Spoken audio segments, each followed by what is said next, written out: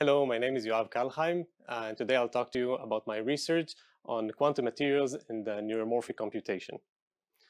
So many of you have probably heard about the amazing artificial neural network revolution that's been going on for the past decade. So today, computers can do things that only humans were thought to be able to do, such as facial recognition, translation, autonomous driving, even composing music and art.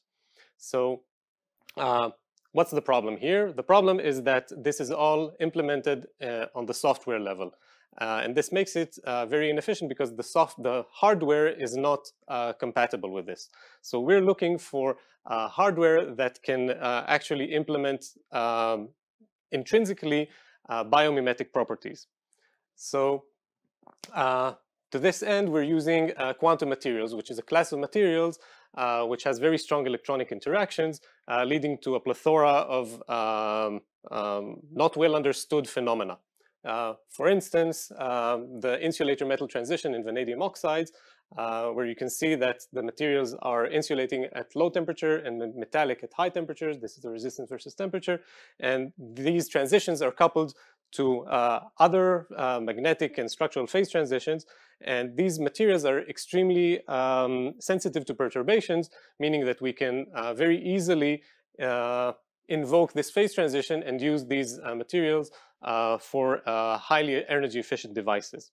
So I'll show you just one example of how we create a synapse, which is the connecting element between two neurons.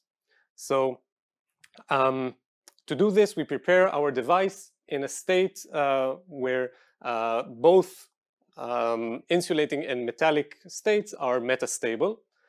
And we're going to apply current through a thin film of V2O3 between two devices, two electrodes, sorry. And here on the right, you can see the current and the voltage. And let's see what happens when we apply this current. So as you can see, we have metallic filaments forming between these two electrodes, which lower the resistance very significantly. And this creates a state which has low resistance even after we extinguish the current. So we are left with a low resistance state. And this can be used to tune the connectivity between neurons and to implement a synapse. So what we do in our lab is we use sputtering to create our films, and then we use a wide array of other experimental techniques to study our materials, characterize them, and build devices from which we make our synapses and artificial neurons. This is what we do. You're very welcome to contact me with any questions. I'll be happy to tell you more. Thank you very much.